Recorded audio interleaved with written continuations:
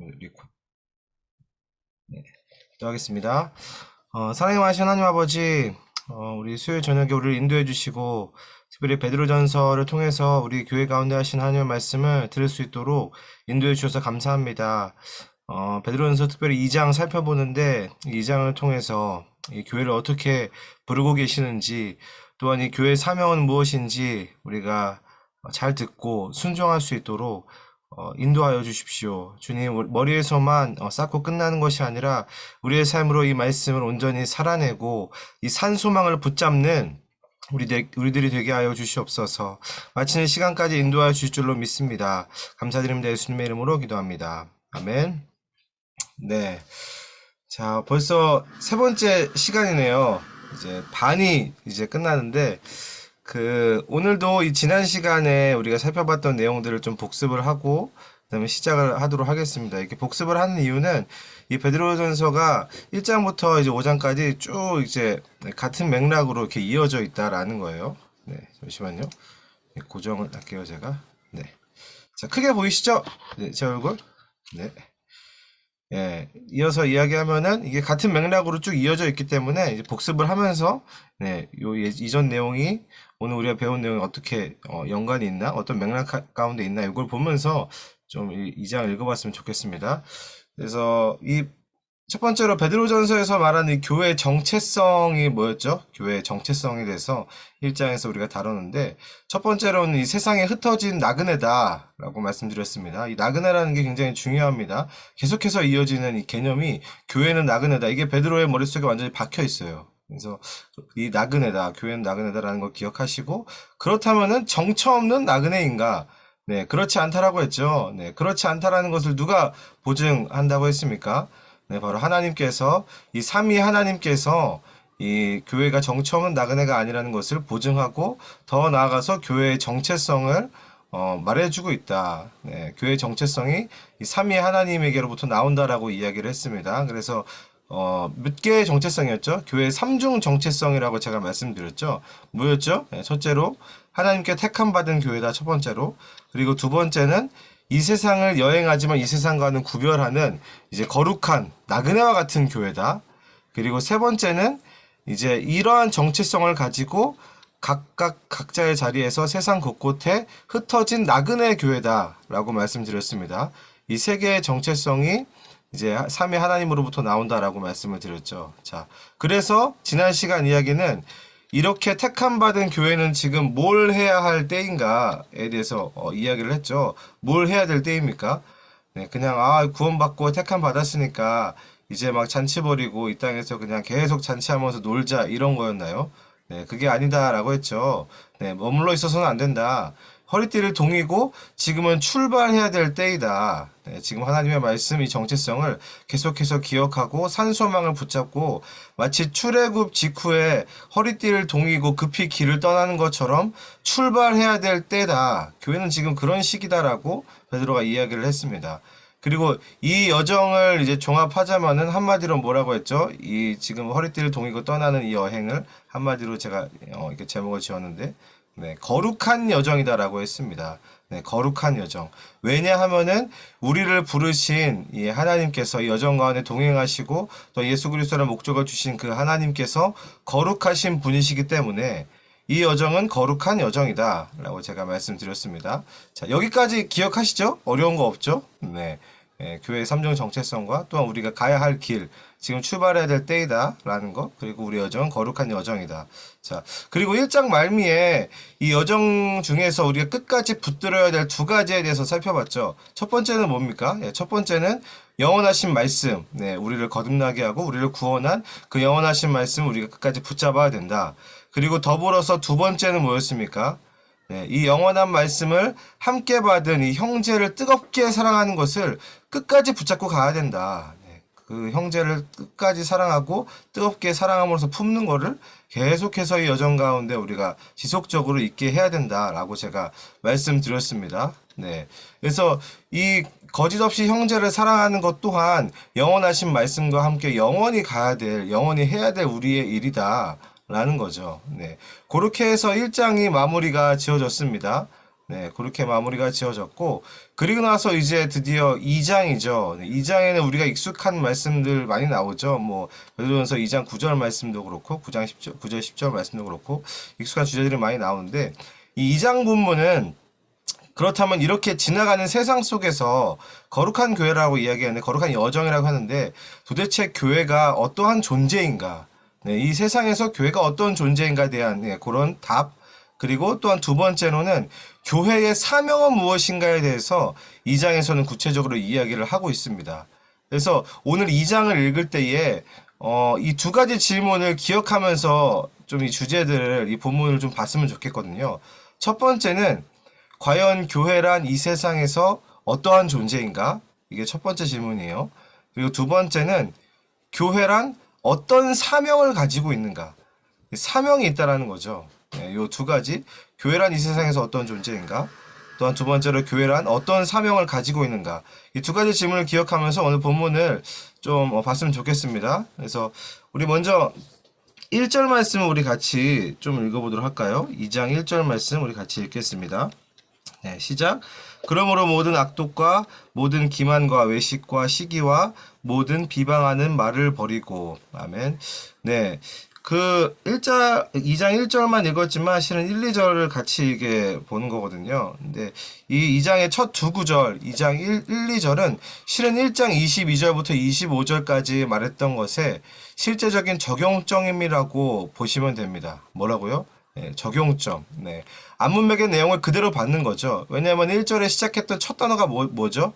그러므로죠. 네. 이 이야기가 지금 계속 이어지고 있다라는 거를 지금 2장 1절에서 이렇게 이야기를 하고 있는 겁니다. 그래서 이 2장 1, 2절을 우리가 해석할 때에는 그 앞에 문맥 1장 22절부터 25절까지 어떤 내용을 다루는지를 그걸 기억하면서 이 구절을 봐야 된다라는 겁니다. 뭘 다뤘죠? 네, 영원하신 말씀과 그리고 이 말씀과 함께 영원히 사랑해야 될 형제 사랑에 대해서, 형제를 어떻게 대할지에 대해서 그렇게 다루었습니다. 근데 1절을 딱 보면 어떻습니까? 네. 그 1장 22절과 25절에 있던 내용과는 어떻게 보면 좀 맞지 않는, 딱 봐도 이거 되게 악한 일들, 막 모든 악독과 기만, 외식, 시기, 모든 비방하는 말들, 되게 반대되는 그런 덕목들이 나오죠. 어떻게 보면은 이 1장 4절에 나오는 이 세상의 썩어짐과 더러운 것들, 쇠하여 없어져 버리는 영원하지 않는 것들과 가까이 있는 밀접한 관련이 있는 그런 주제들, 그런 덕목들이 막 나오는 거죠. 근데 실은 이 2장 1절 말씀은 정확하게 이 베드로전서를 받는 이 성도들이 처해 있는 상황이랑 똑같습니다. 그 당시 로마 사회들, 그냥 사회의 분위기들, 악독과 기만, 외식, 시기, 비방하는 말, 이런 것들 가운데 이 그리스도인들이 이런 상황에 처해 있다라는 거죠. 그리고 문맥으로만 보자면은 이 1장 22절에서 우리가 사랑해야 할 형제들에게 단 한 가지도 이렇게 해서는 안 되는 그런 행동들이 1절에 나와 있는 겁니다. 그런데 재밌는 건요, 이 성도들이 지금 살고 있는 세상에서는 이 2장 1절의 이 덕목들이, 이 2장 1절의 덕목들을 아주 잘하는 게 생존법입니다. 네, 뭐라고요? 생존법이에요. 2장 1절. 네, 악독과 기만, 이거 어떻게 이렇게 하고 살아? 라고 하지만 이걸 잘해야지 살아남는다. 이걸 잘해야지 남을 밟고 더 높은 곳에 올라설 수 있다. 이 1절의 덕목들이 상식인 게 세상인 거죠. 이렇게 살아야지, 이걸 취해야지만 내가 살 수 있다라고 말하는 것이 세상이다라는 거죠. 그래서 2장 1절은 실은 1장에서 암시된 이 출애굽기의 배경으로 따지면은 1절은 애굽 자체를 이야기하는 거고, 또한 성도들의 상황에서는 로마, 그 당시의 로마를 상징하는 그런 1절 그런 내용이다라는 거죠. 자, 그런데 어떻게 하라고 이야기하고 있습니까? 2장 1절에 그 비방하는 말들 악독을 취하라 이렇게 이야기하고 있나요? 네, 아니죠. 버리고라고 이야기하고 있죠. 이 버리고라는 게 이게 원어로는 아포티뎀이라는 그런 단어인데, 이게 굉장히 과격한 단어입니다. 집어치우다라는 단어예요. 아예 미련 따위를 두지 않고 집어치워버려라. 네, 다시 말해서 이런 겁니다. 그 애굽의 생존법들, 로마의 생존법을 아예 집어치워버리고 벗어 던져버려라. 이런 말입니다. 그게 생존법이 아니라는 거죠. 거기에 생명이 있지 않다라고 이야기하는 겁니다. 자, 그렇다면 그 다음에는, 그렇다면 뭐가 생존법이야? 우리 어떻게 살아남을 수 있어? 대한 그런 해법이 나와야지 자연스러운 거죠. 네, 그게 2절 말씀이거든요. 2절도 우리 같이 읽어볼게요. 시작. 갓난아기들 같이 순전하고 신령한 젖을 사모하라. 이는 그로 말미암아 너희로 구원에 이르도록 자라게 하려 함이라. 네, 2절에서는 무엇이 생존법이라고 가르치고 있죠. 네, 이렇게 이야기합니다. 갓난아기들 같이 순전하고 신령한 젖을 사모하는 것. 예, 근데 그게 뭘까요? 네, 실은 이 1절을 보면은 1절과는 그 자연스럽게 문맥을 보자면은 뭐 반대되는 덕목들이 나와야지 좀 자연스러운 거 아니겠습니까? 뭐 선하게 하십시오, 뭐 정직하십시오, 뭐 진실하십시오, 축복하는 말을 하십시오. 이런 게 나와야지 정상인데 왜 갑자기 2절에 갓난아기들 같이 순전하고 신령한 젖을 사모하라라고 이야기를 하고 있습니다. 왜 이렇게 이야기했을까요? 왜 갓난아기들이라고 했을까요? 네, 그거는 이 성도와 교회가 아예 이제 근본적으로 다시 태어난 존재라는 것을 강조하기 위해서입니다. 네, 뭐라고요? 성도가 지금 아예 다시 태어난 존재다. 네, 이거 그냥 몇 가지 덕목들, 이거 반대되는 덕목들을 실천하는 정도가 아니라 너희는 아예 다시 태어났어. 이 1장 22절부터 25절의 문맥으로 따지면은 이 영원하신 말씀을 믿고 구원받았다라는 거는 그냥 도덕적인 행실 몇 가지가 변화된 것 정도가 아니라 아예 존재 자체가 다른 존재가 된 것입니다. 네. 그걸 세 글자로 뭐라고 하죠? 우리가 다 아는 단어인데요. 네. 세 글자. 존재가 예수 그리스도를 믿고 완전 존재 자체가 완전히 바뀐 거. 네. 거듭남이라고 하죠. 네. 예수 믿고 이제 거듭났습니까? 물어보잖아요. 네. 거듭남에 대해서 지금 이야기를 하는 거예요. 그래서 갓난아기들 같이 순전하고 신령한 젖을 사모해야 한다라고 이야기하는 겁니다. 쉽게 말해서 너희 아예 다른 존재로 태어났는데 이제는 아예 먹는 음식 자체가 달라졌어. 너희들 예전에는 이 1절에 있는 악의 덕목들이 이걸 생존법으로 알고 이걸 당연하게 1절을 해야 된다고 생각하고서는 이게 나를 살리는 어떤 음식과 양식이었다라면은 이제는 아예 이 먹는 것이 아예 달라졌다라는 거예요. 네, 너네 그런 걸 먹고는 살아갈 수 없어. 네, 이전은 몰랐지만 너네가 정말 영원하신 하나님의 말씀을 먹고 영원하신 말씀을 믿고 구원받았다라면은 거듭났다라면은 이제는 다른 것이 다른 양식이 있어. 가난아기들 같이 순전하고 신령한 젖을 사모해야 돼라고 말씀하고 있는 겁니다. 네, 어떻게 달라졌죠? 네, 하나님의 영원하신 말씀이 이제 양식이 된 겁니다. 네, 이제 다른 것들이 너희들의 생존을 보장해 주는 것이 아니라 영원하신 하나님의 말씀이 우리의 유일한 양식이다. 영원하신 하나님의 말씀만이 우리를 살릴 수 있는 유일한 방법이다. 너희들의 생존이 그 말씀에 달려있다. 너네는 그런 존재야. 라고 지금 베드로가 선언하고 있는 거죠. 영원하신 하나님의 말씀에 모든 것이 달려있고 모든 것이 걸려있는 존재가 바로 성도요, 교회라는 것을 기억하시기를 바랍니다. 이건 거예요. 네. 그래서 애초에 우리는 하나님의 말씀이 아니고선 이제 설명이 될 수 없어. 아예 다시 태어났어. 갓난아기 같은 너희 정말 새롭게 태어난 거야. 라고 이야기를 하는 거예요. 근데 여러분 정말 동의하십니까? 네. 정말 여러분들은 이 하나님의 말씀 아니면 설명할 수 없는 존재고 하나님의 말씀 없이는 살아갈 수 없는 그런 존재입니까? 네. 뭐 우리들의 삶을 비춰봤을 때에 쉽지 않아 보이지만 실은 지금 하나님께서는 베드로를 통해서 선언을 하고 있는 거예요. 네, 너네 그렇게 될 거야가 아니라 너네 이미 그렇게 됐어라고 주님께서 그렇게 보장을 하고 있는 겁니다. 주님이 그렇다고 말씀하시는데 우리는 어떻습니까? 네, 주님이 그렇다고 한다면은 맞는 거예요. 네. 아멘을 하시면 됩니다. 네, 이거를 믿으시기 바랍니다. 우리의 양식이 완전 달라진 거예요. 네, 영원하신 하나님의 말씀이 우리의 유일한 생존법이고 우리의 양식이다. 네. 그리고 이어지는 3절에서는 이렇게 이야기를 합니다. 너희가 주의 인자하심을 맛보았으면 그리하라. 이게 이 세번역 성경으로 보면요. 이렇게 이야기해요. 주의 인자하심을 맛보았기 때문에 계속해서 그렇게 나아가십시오라는 그런 말이에요. 근데 여기서 좀 더 좋은 성경을 가지고 계신 분은 이 2장 3절 옆에 주석으로 이렇게 적혀 있을 겁니다. 이 시편 34편 8절. 네. 네, 그런 성경을 가지는 저만 그런 성경을 가지고 있나요? 네, 저 되게 뭐 많이 써져 있는 거 네, 가지고 있는데 옆에 이렇게 적혀 있거든요. 근데 이 시편 34편의 내용을 가서 찾아보라는 거예요. 그걸 인용했다라는 말인데 이게 어떤 말이냐면은 이 다윗의 시편이에요. 이 34편 가면은 다윗이 이 시편을 지었거든요. 근데 똑같은 말이 나와 있습니다. 너희는 여호와의 선하심을 맛보아 알지어다. 그에게 피하는 자는 복이 있도다라고 이제 다윗이 시편에 적어놨는데 근데 이 시편 34편의 전체 내용이 어떤 내용인 줄 아십니까? 네. 이 34편 표제어를 보면 이렇게 적혀 있어요. 다윗이 아비멜렉 앞에서 미친 채 하다가 쫓겨나서 지은 시라고 적혀 있습니다. 이 다윗이 어떤 상황입니까? 네. 다윗이 지금 사울왕을 피해서 블레셋에 도망쳤을 때 살아남으려고 침 흘리면서 미친 척했던 그때를 지금 그때에 지었던 시편이거든요, 이게. 자, 근데 그때 이미 다윗은 하나님께 이스라엘 왕으로 택함을 받았어요. 택함을 받고 기름 부음도 이미 받은 상황이었습니다. 하나님이 이스라엘의 왕으로 이미 다윗을 딱 점찍어 놓은 거예요. 기름 부음까지 다 준 겁니다. 자, 그런데 지금 다윗의 상황이 어떻습니까? 네. 기름 부음 다 받고 택함 다 받고 했는데도 불구하고 지금 처지는 적국에 가가지고 목숨을 구걸하고 그것도 모자라서 이제 미친 척 해야지만 목숨을 부지할 수 있는 되게 위기의 상황인 거죠. 그때 고백했던 이 시편이 34편 8절 말씀이거든요. 너희는 여호와의 선하심을 맛보아 알지어다라고 이야기를 해요. 그런데 그 말씀을 지금 베드로가 이 베드로전서 2장 3절 말씀을 하면서 그대로 그걸 인용을 한 겁니다. 이거 왜 인용했을까요? 네. 왜냐면요. 바로 지금 교회가 처한 상황이 그렇다라는 거예요. 1장부터 계속 이야기했던 게 뭐죠? 네. 너희는 하나님께서 택한 백성이야. 너희들의 정체성을 하나님께서 보증해 주셔. 너는 택한 성도들이야라는 이야기를 계속 이야기를 한 거죠. 그런데 성도들이 지금 내가 당하는 그 상황만을 봤을 때에 여전히 어떻죠? 네, 여전히 막 혼란을 당하는 거예요.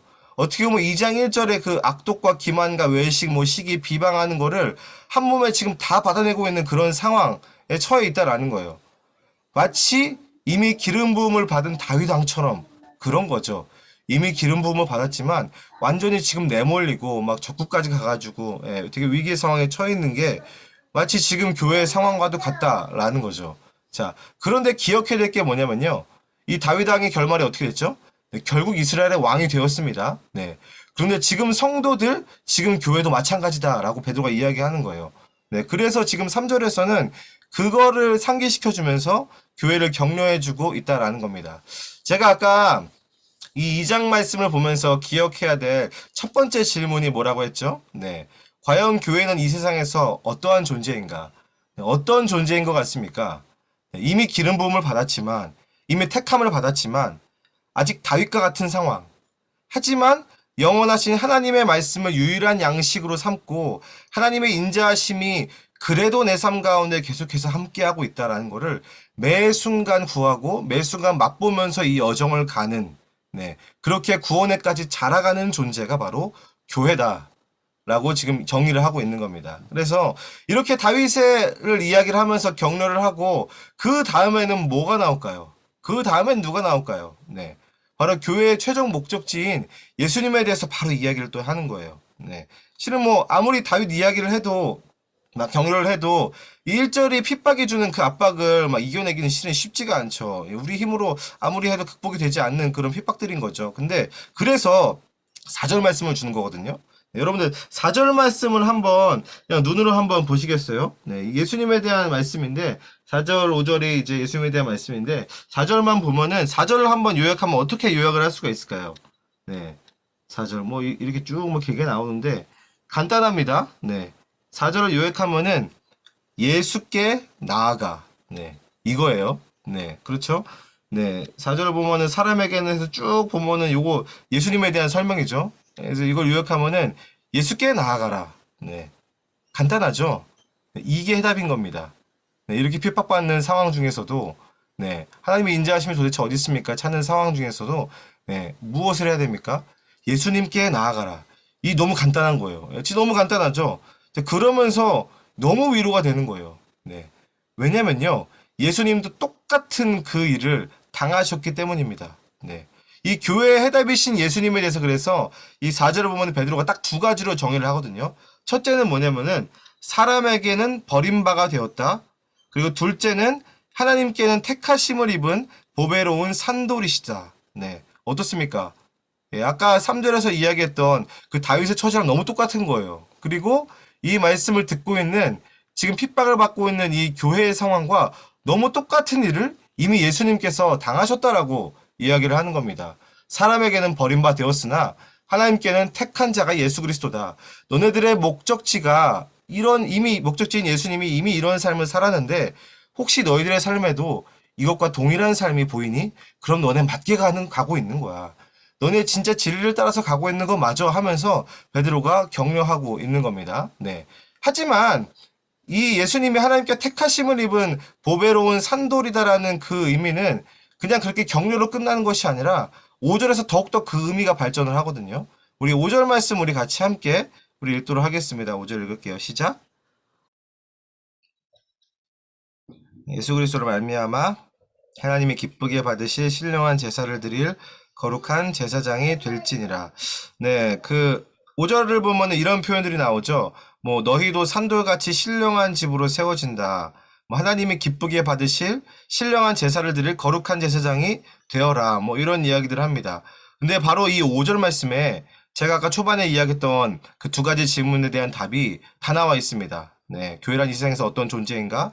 또한 교회란 어떤 사명을 가지고 있는가?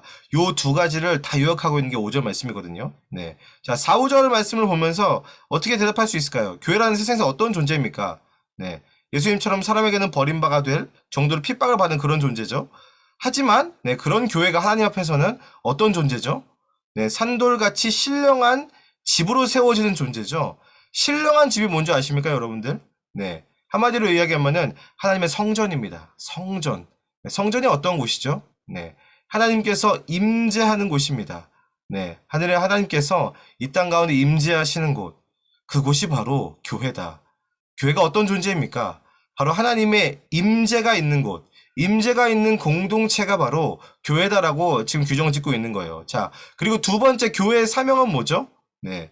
교회의 사명은 하나님이 기쁘게 받으실 신령한 제사를 드릴 제사장이다. 거룩한 제사장이다라고 이야기합니다. 여러분, 제사장이 뭐 하는 사람입니까? 제사장? 네. 제사장은 죄인과 하나님을 이어주는 자들이 제사장이죠. 그 역할을 감당하는 것이 교회다. 그게 교회의 사명이다라고 이야기를 하는 겁니다. 그래서 비록 이 교회가 세상에 볼 때는 전혀 쓸모없고 하찮아 보이지만 하나님 입장에서는 결코 그렇지 않다라는 거예요. 첫째로 교회는 이 교회란 이 거룩한 하나님을 감히 담아내는 성전이다. 거룩하신 하나님의 임재를 드러내는 곳이 바로 성전, 교회다라고 이야기합니다. 그리고 이런 세상 속에서 이 죄인들을 하나님께로 인도하는 제사장 역할을 하는 게 또한 교회다라고 이야기하는 겁니다. 그래서 이 세상에서 교회를 핍박하고 교회를 우습게 여기고 성도를 우습게 여기는 것이 어찌 보면은 당연한 거다라고 이야기를 하는 거예요. 왜냐면 예수님께서도 그 성전의 그 기초가 되신 예수님께서도 네, 그런 핍박을 당하셨기 때문입니다. 네. 자, 하지만 너네들이 이 제사장의 사명을 계속해서 감당해야 된다. 너희들 옳게 가고 있어. 너희들에게 사명이 있어라고 베드로가 계속해서 이야기를 하는 거죠. 네. 자, 베드로는 그렇게 해가지고 성도들의 환난과 핍박을 위로를 하고 또한 이 환난과 핍박의 길이 오히려 당연하다라고 더 도전을 하고 있는 거예요. 네. 더 심하게 이야기하자면은 그런 핍박과 환난이 있어야지 교회요 성도가 맞다. 그게 정상이다라고 이야기를 합니다. 그래서 그 점을 6절부터 8절까지 구약 성경을 무려 3군데나 인용하면서 설명하는데 실은 여기를 다 찾아보고 싶었어요. 네, 이제까지 강의 패턴이라면 이걸 제가 다 찾아봐서 이게 이사야서 시편 이게 인용 구절인데 네, 이걸 다 찾아보기에는 갈 길이 너무 멀기 때문에 간단하게 우리 8절만 읽고 간단하게 설명을 하도록 하겠습니다. 대신에 여러분들은 이 인용 구절을 좀 이거 강의 끝나고 나서 찾아가서 좀 어떤 내용인지 이제 문맥을 좀 파악하고 읽어보시면 더 도움이 많이 될 것 같아요. 우리 8절 말씀 우리 같이 읽도록 하겠습니다. 네, 시작. 또한 부딪히는 돌과 걸려 넘어지게 하는 바위가 되었다 하였느니라. 그들의 말씀을 순종하지 아니함으로 넘어지나니 이는 그들을 이렇게 정하신 것이라. 아멘. 자, 이 6절부터 8절까지 말씀은 이 베드로가 이사야와 시편을 인용을 하고 있죠. 근데 이 어떤 맥락이냐면요. 이 전부 이 땅에 오실 예수님께서 당하실 고난과 또한 예수님께서 그렇게 오셔서 말씀하실 때에 그 말씀을 받아들이지 않고 걸려 넘어지는 자들에 대한 예언이 나와 있어요.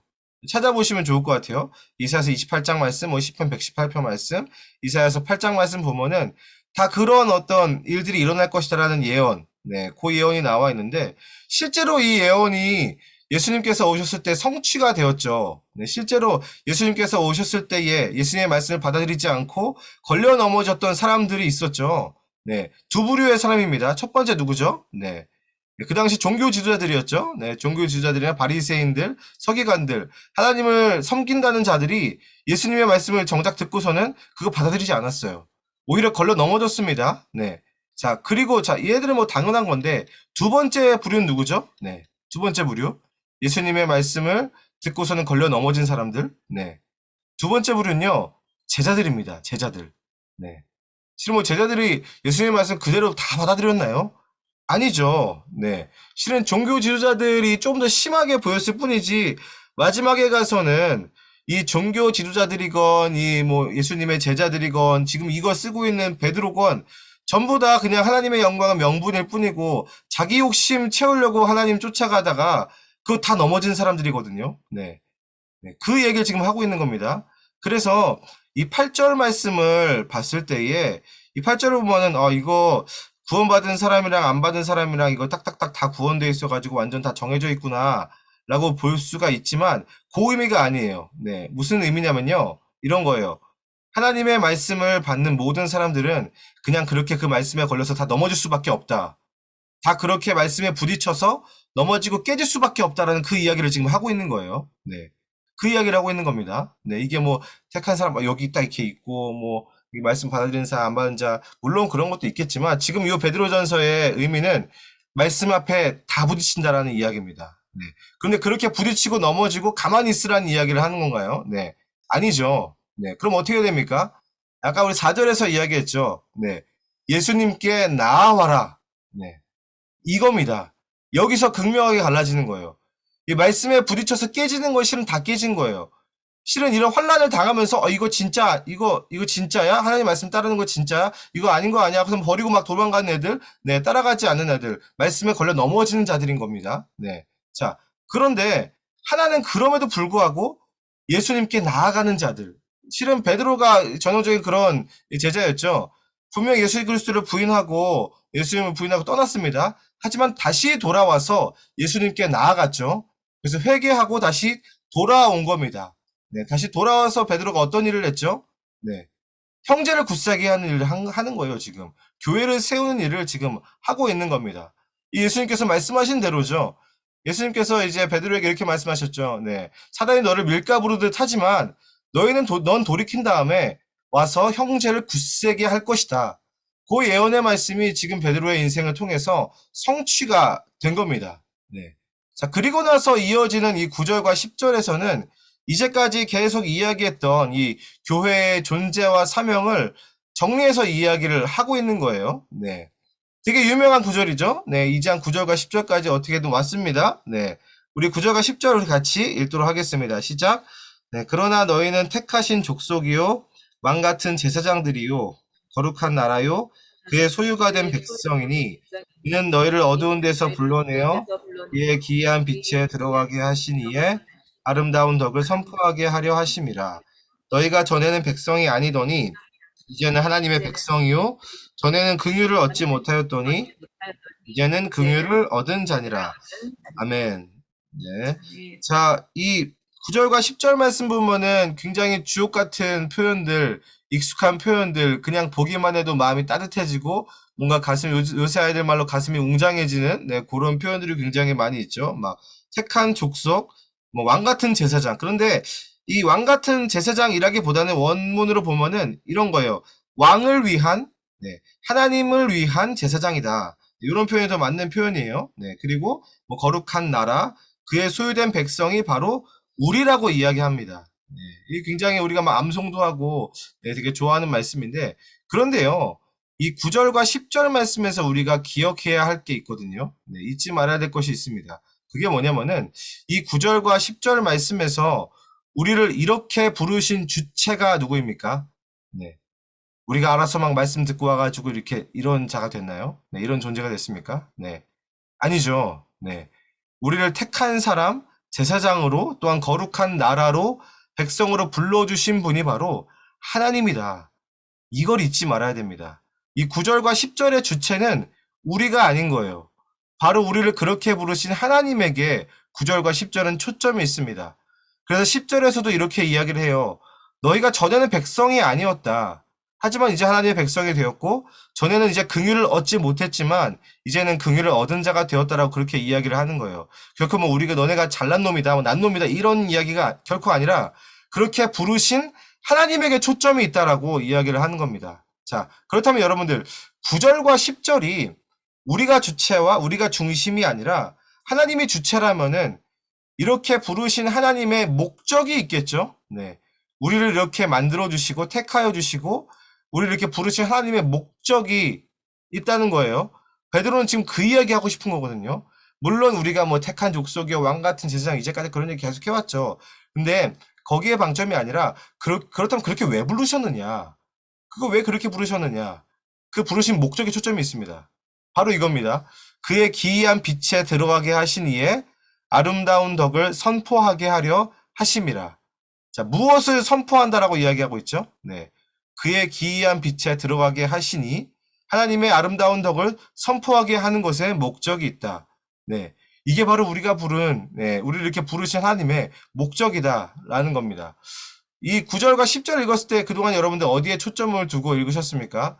네, 실은 저는 뭐 거의 저한테 초점을 뒀어요. 막 저한테 막 축복해주고 막 마음에 손 얹고서는 그래 나는 택한 족속이고 왕 같은 제사장이야. 세상에 무시해도 나는 하나님께서 이렇게 택하셨어. 물론 맞습니다. 저 되게 많이 위로받고 했지만 실은 이 베드로는 아까 이야기했죠. 그 1장 초반에도 이야기했지만 너는 지금 앞으로 나아가야 될 사람이야. 네, 허리띠를 동이고 전진해야 될 사람이야. 라고 이야기했죠. 점점 그 우리가 전진해야 될 방향을 구체적으로 베드로가 선명하게 제시를 하고 있는 거예요. 너희들의 목적은 네, 택한 족속, 왕과 제사장 맞지만 하나님의 그 부르심을 따라서 그 아름다운 덕을 선전하고 선포하고 선언하는 데에 너희들의 목적이 있어. 그게 너희들의 부르심의 길이고 너희가 지금 달려가야 될 길이야라고 제시를 하고 있다라는 거예요. 네. 그리고 정확하게 이 아름다운 덕은 2장 1절에 나오는 그 모든 악덕의 덕목들과 완전히 대조를 이루고 있는 거예요. 거룩한 족속이죠. 네. 이 2장 1절을 생존의 방법으로 하지 않고 네, 바로 이 하나님을 의지해서 하나님의 아름다운 덕을 선포하는 그 목적 가운데 나아가는 거룩한 교회다라고 이야기합니다. 자, 그렇다면은 이 아름다운 덕을 선전하고 선포하는 거, 네, 이거 뭐 어떻게 하는 걸까요? 이게 도대체 뭘까요? 네, 뭐 그냥 예수님 전하는 전도를 지금 이야기하는 걸까요? 아니면은 그냥 전도해서 뭐 교회 성도 수 늘리라 이런 얘기를 지금 하고 있는 걸까요? 네. 구체적으로 그 아름다운 덕을 선포하고 선전하는 일이 무엇인지 이제 2장 11절부터 그 이야기를 시작을 합니다. 그래서 여기까지가 실은 이 베드로전서의 어떻게 보면 교리와 같은 부분이 이제 끝났어요. 네. 우리들의 정체성과 우리들의 목적과 사명이 하나님의 입장에서 네, 어떻게 우리 가운데 주어졌는지 그 교리에 대한 이야기를 1장부터 이제 2장 10절까지 이렇게 했는데 여러분들 정말 고생하셨습니다. 네. 이제 하나하나 샅샅이 되게 좀 어려운 부분들은 좀 많이 끝났어요. 이제 11절부터는 어떻게 살아야 될 것인지, 어떻게 그 나그네 길을 가야 될 것인지 이 예화를 베드로가 들어가면서 우리의 여정을 이렇게 안내를 해주거든요. 그래서 여기서부터는 좀 진도가 좀 빨리빨리 나가려고 합니다. 그래서 잘 따라오시면 좋을 것 같아요. 그래서 그 아름다운 덕을 선전하는 일이 도대체 무엇인가? 네, 이 아름다운 덕을 선포하고 선전하는 일이 도대체 무엇인가에 대한 이야기가 11절과 12절에 마치 행동강령처럼 주어집니다. 행동강령. 네. 이 모든 것을 함에 있어서 계속해서 기억해야 될 거. 네. 그 첫 번째가 11절 말씀이거든요. 네. 11절을 보면은 어떻게 이야기하죠? 네. 이렇게 이야기합니다. 네. 사랑하는 자들아 거류민과 나그네 같은 너희를 권하노니 영혼을 거슬러 싸우는 육체의 정욕을 제어하라. 네. 영혼을 거슬러 싸우는 육체의 정욕을 제어하라라고 첫 번째 이야기하고 있어요. 여기서 제어하라라는 단어는 이런 의미가 있습니다. 아주 멀리 떠나 있다라는 그런 의미가 있어요. 완전히 상관없다. 이미 돌이킬 수 없을 만큼 많이 떠나져 있다라는 그런 의미거든요. 네. 이 표현은 실은 이 땅에서의 이 성도들이 나그네라는 것을 아주 잘 나타내주고 있는 그런 표현입니다. 이미 떠나버렸다라는 거예요. 이미 너네가 길을 출발했고 예수 그리스도를 믿는다면은 너희들은 이미 떠나왔고 멀리 갔다라고 이야기를 합니다. 네. 실은 이 육체의 정욕에 대해서 지금 이야기를 하고 있는데 이 정욕은 실은 세상의 상식과 법이죠. 이 마음과 욕심을 부리고 사는 것도 능력이다라고 이야기하는 것이 우리가 사는 세상이고, 네, 그 당시 이제 이 그리스도인들이 경험했던 로마 사회였습니다. 그런데 성도들은 이제 그 삶에서 완전히 떠났다. 완전히 멀리 떠나 있는 존재다라고 이야기를 합니다. 마음껏 욕심 부리면서 살 수 있는 세상이지만 너네들은 그것을 거부하고 일부러 선택해서 그 욕심의 길에서 자기 자신을 멀리 떨어뜨려 놓은 사람이다라는 것을 기억하라라는 겁니다. 이 세상 사람들처럼 마음껏 욕심 부리면서 사는 삶, 더 나아가서 이제 욕심의 지배를 받는 그런 삶에서 이미 너네는 출발했다. 이미 그 욕심에 사로잡힌 삶에서 이미 자유하게 되었다. 이제는 너네가 욕심을 제어해라. 이 욕심을 통제하고 더 멀리 가라. 욕심에서 자유로운 삶을 그렇게 살아라라고 베드로가 이야기를 합니다. 그리고 이어지는 12절이 정말로 중요합니다. 우리 12절도 우리 함께 같이 읽도록 하겠습니다. 시작!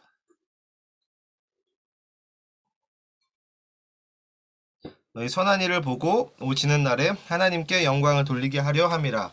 네, 이 아름다운 덕을 선포하는 일에 이 행동 강령이라고 했죠. 네, 두 번째는 뭐죠? 네, 12절의 두 번째 내용을 담고 있는데 행실을 선하게 가지는 겁니다. 네, 행실을 선하게 가지는 것.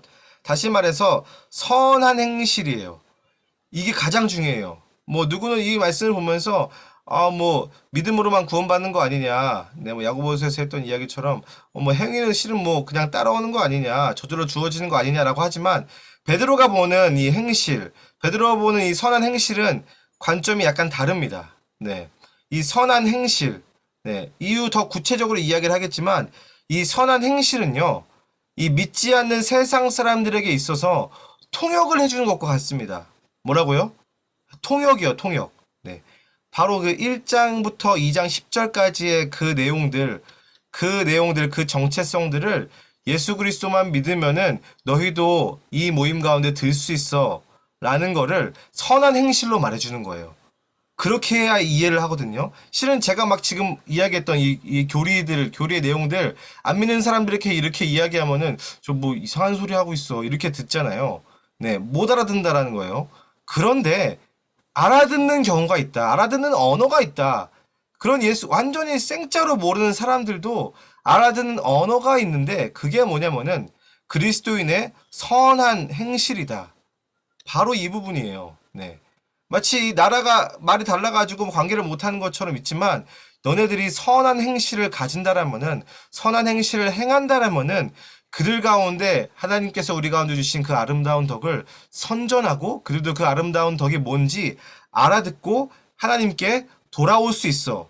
지금 12절 말씀에 그 이야기를 하는 거예요. 그래서 이 행실을 선하게 가져서 결국에는 어떻게 된다라고요? 너희를 악행한다고 비방하는 자들로 하여금 너희 선한 일을 보고 오시는 날에 하나님께 영광을 돌리게 하려 함이라. 네, 결국 궁극적으로 이들도 이 선한 행실의 언어를 듣고서는 하나님께 돌아와서 영광을 돌린다. 네, 하나님의 품에 안긴다라는 그런 표현을 지금 하고 있는 거죠. 자, 그런데 여기서 12절에 보면은 이렇게 이야기하죠. 너희를 악행한다고 비방하는 자들이 있다라고 합니다. 네. 근데 여기서 이 12절은 물론 교회가 약한 일을 저지르고 이렇게 해서 안 되겠죠. 네. 우리 이 11절 말씀처럼 막 정욕에 이끌려서 사는 삶을 살면 안 되겠지만 실은 악행한다고 비방한 자들이 실제 있었습니다.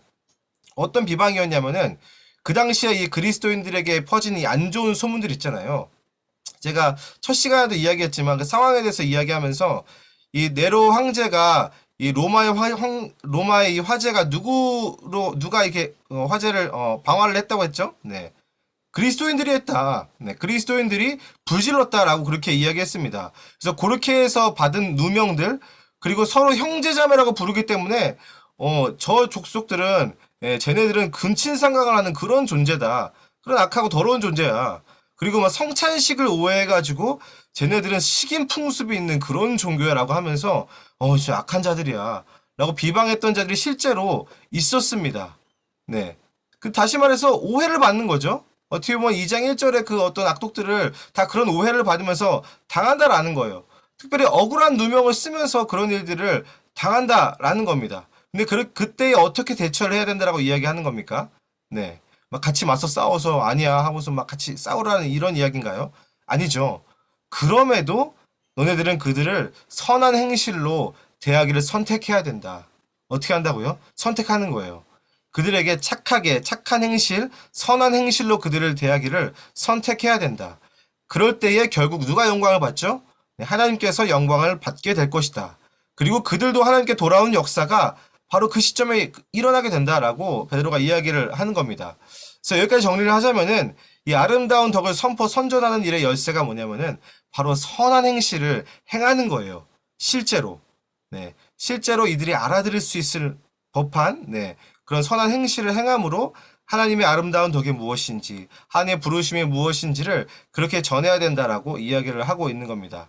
자, 그리고 나서 이어지는 이 13절부터 17절, 그리고 이 18절부터 오늘 마지막 절인 25절은 구체적으로 우리가 그 아름다운 덕을 선포해야 할 영역 두 가지가 나오거든요. 네. 이 실천 부분인데 두 가지가 나오는데 첫 번째는 13절부터 17절의 말씀인데 어떤 주제냐면은 이 나라와 교회와의 관계에 대한 권면이에요. 네. 뭐라고요? 네, 나라와 교회의 관계에 대한 권면. 자, 그런데 여러분들 왜 나라에 대한 권면이 먼저 나왔을까요? 뭐 실은 되게 많은 예를 들을 수도 있는데 왜 하필이면 나라에 대한 권면이 먼저 나왔을까요? 네. 왜냐면은 이 2장 9절에 교회를 거룩한 제사장 나라임을 이미 선포했기 때문입니다. 교회가 어떤 나라라고요? 네, 거룩한 제사장 나라다. 그래서 그 다음에 바로 나라에 대한 개념을 이야기를 하는 거예요. 그래서 베드로의 이 2장 9절 10절의 선언을 듣고서는 이 초기교회 성도들에게 들었던 의문은 이런 거였어요. 아, 이미 나의 국적이 있는데 무슨 또 나라인가? 그렇다면은 예수 그리스도를 믿고 하나님 나라에 들어갔다라는 거는 지금 내가 살고 있는 이 로마라는 나라의 권력에 어떻게 이 권력을 대하고 해야 되는 건가? 그냥 무시하고 막 나가도 하나님께서 지켜주는 건가? 세상의 법 다 어겨도 되는 건가? 네, 그거 아니라는 말을 지금 하고 있는 거예요. 13절을 보면 이렇게 이야기합니다. 인간의 모든 제도를 주를 위하여 순종하되. 자, 여기까지거든요. 네. 베드로는 지금 인간의 모든 제도, 그리고 뒤에 나가서는 왕과 총독에게까지 순종하라고 이야기를 합니다. 네, 이 이야기는 그 제도의 취지와 내용이 기독교적이든 아니든 그 왕과 총독이 예수님을 믿든 믿지 않든 모두 순종해야 된다라는 말이에요. 네. 왜 그렇게 해야 될까요? 이게 제일 중요합니다. 주를 위하여예요. 주를 위하여.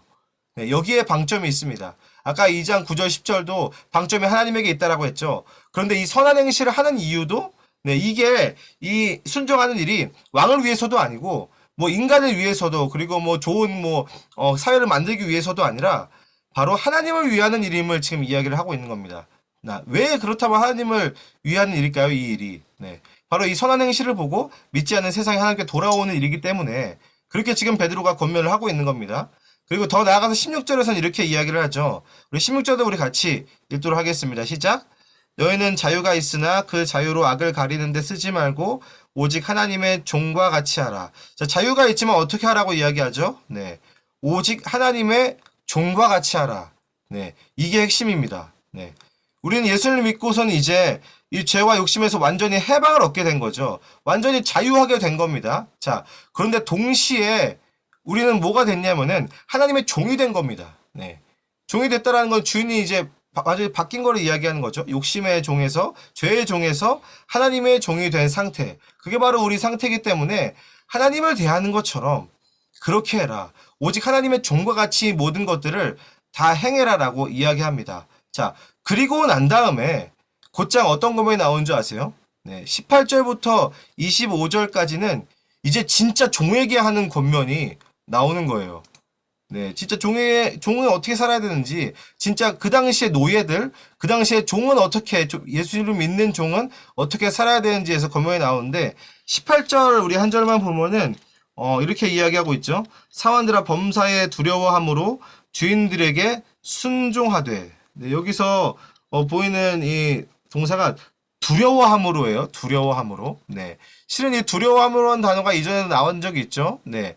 바로 이 17절에 하나님을 두려워하라는 이 단어는 헬라어로 이게 푸호보스라는 단어인데 이전에 이야기했던 하나님을 두려워해라 1장 말씀에 나왔었죠. 네. 하나님을 두려워해라라고 했을 때 그 단어랑 똑같은 말이에요. 네. 그 말이 무슨 말이냐면은 지금 이 노예가 주인을 두려워하라, 예, 주인을 무서워해라 이런 말이 아니라 바로 하나님을 두려워하기 때문에 주인을 성심성의껏 섬기고 잘해줘라, 주인에게 순종해라 이렇게 이야기합니다. 자, 그렇다면 이 종, 이 노예의 진짜 주인 누구죠? 네, 바로 하나님 한 분뿐이라는 것을 이야기하는 거예요. 네, 그걸 기억하라라는 겁니다. 어떻게 보면 굉장히 억울한 일이죠. 네, 주인이 어떻게 보면 그 당시에 뭐 노예와 종을 뭐 인간 취급도 안 하고 그렇게 했는데, 근데 그 억울한 일을 하나님을 생각함으로 그 슬픔을 참으라라고 이야기합니다. 그래야 하는 이유는 바로 하나님께서 너희 주인이시기 때문에 그 일을 통해서 저 주인도, 저 악독한 주인도 하나님이 주관하셔서 다스리시고 하나님께로 돌아올 수 있는 여지를 너를 통해서 하나님께서 지금 만들고 계신다. 그 이야기를 지금 하고 있는 겁니다. 네, 이게 바로 아름다운 덕을 선전하는 종의 역할인 거예요. 자, 그리고 또 한 가지, 이 종이 그렇게 주인에게 순종해야 되는 이유는 바로 예수님께서 그렇게 이 땅에서 사셨기 때문입니다. 네, 그래서 이 21절부터 24절까지는 다시 한번 이 땅에서 예수님이 선택한 삶, 예수님의 종된 삶에 대해서 이야기를 하고 있는 거예요. 네, 그래서 우리 마지막으로 우리 25절 말씀 우리 같이 읽도록 하겠습니다. 네, 25절 읽을게요. 시작. 너희가 전에는 양과 같이 길을 잃었더니 이제는 너희 영혼의 목자와 감독 되신 이에게 돌아왔느니라. 아멘. 자, 이 25절이 정리를 다 해주고 있죠. 네, 누가 우리의 영혼의 목자와 감독, 주인이라고 이야기합니까? 네, 바로 예수 그리스도입니다. 네, 예수님이죠. 교회의 목표이고 교회의 주인이신 예수님을 지금 기억해라. 그래서 이 교회와 성도들의 삶은 이 땅에서 예수님께서 사셨던 그 삶과 진짜 똑같이 닮을 수밖에 없고 닮아야만 하는 것입니다. 네, 그래서 여기까지 좀 내용을 정리를 하면은 교회란 어떤 존재죠? 네, 하나님 앞에 택한 족속, 왕 같은 제사장, 거룩한 나라죠. 네, 그리고 아름다운 덕을 선전하는, 네, 아름다운 덕을 선전하는 교회입니다. 특별히 이 아름다운 덕을 어떻게 선전하죠? 선한 행실의 언어로 선전하고 선포하는 세상의 제사장 교회. 이렇게 해서 이 1장부터 2장까지 교회의 존재, 교회의 정체성, 교회의 사명까지 지금 다 나온 거예요. 네, 그래서 좀 이해가 가시겠어요? 이 1장과 2장의 이 연관성들. 네, 그래서 정말로 흩어진 교회가 어떠한 존재인지, 지금 우리가 당하고 있는 이 억울한 일들, 그리고 예수님을 믿음으로써 감당해야 될 시련들이 우리에게 어떠한 유익을 주고 오히려 그게 우리의 정체성을 드러내고 있다는 것을 좀 기억을 하셨으면 좋겠습니다. 그래서 어떻게 보면 그런 어떤 핍박들, 그럼 무조건 다 핍박 당하고 일부러 이렇게 좀 고통스러운 삶을 살아야 되나? 그건 아닙니다. 하지만 정말로 우리가 예수 그리스도를 믿고 정말 그 말씀 가운데 거한다라면은 그런 핍박이 올 수밖에 없다. 오는 것이 정상이다라고 베드로전서는 지금 이야기를 하고 있는 겁니다. 네, 그래서 여기까지가 이제 2장 내용이고요. 제가 기도하고 우리 강의를 마치도록 하겠습니다. 네, 기도할게요. 하나님 아버지, 우리를 주님의 택하신 족속이고 왕 같은 하나님을 위한 제사장으로 거룩한 나라, 그의 소유된 백성으로 삼아주셔서 감사합니다. 주님, 우리가 이 주님께서 우리 가운데 주신 정체성을 기억하고, 하나님, 우리가 다른 정체성에 들어오고 흔들릴 때마다 하나님께서 우리 가운데 말씀하시고 주신 이 정체성을 기억함으로 일어나게 하여 주시옵소서. 또한 거기서 끝나는 것이 아니라 주님께서 이 하나님의 아름다운 덕을 우리 가운데 선전하는 부르심을, 그런 사명을 주셨습니다. 이 사명을 기억하게 하여 주시옵소서. 특별히 세상 가운데 주님께서 우리를 부르신 그곳 가운데서 선한 행실로 하나님을 전할 수 있도록 은혜를 베풀어 주시옵소서. 악을 악으로 갚지 않고 욕을 욕으로 갚지 않고 이 선한 행실을 계속해서 선택함으로 하나님, 또한 우리가 만나는 그 사람들 또한 예수님께 돌아오는 하나님 나라의 백성이 되는 귀한 역사가 일어날 수 있도록 주여 붙잡아 주시옵소서. 우리의 모든 환난과 핍박 가운데 주님께서 그것을 다 알고 계시고 함께하고 계시고 주님께서 함께 지나가고 계심을 우리가 믿습니다. 우리가 그 주님을 믿고 간절히 그 주님을 찾고 예수님께 나아감으로 그 모든 상황들을 능히 이길 수 있도록 주여 붙잡아 주시옵소서. 그렇게 하실 주님의 이름을 찬송합니다. 감사드립니다. 예수님의 이름으로 기도합니다. 아멘.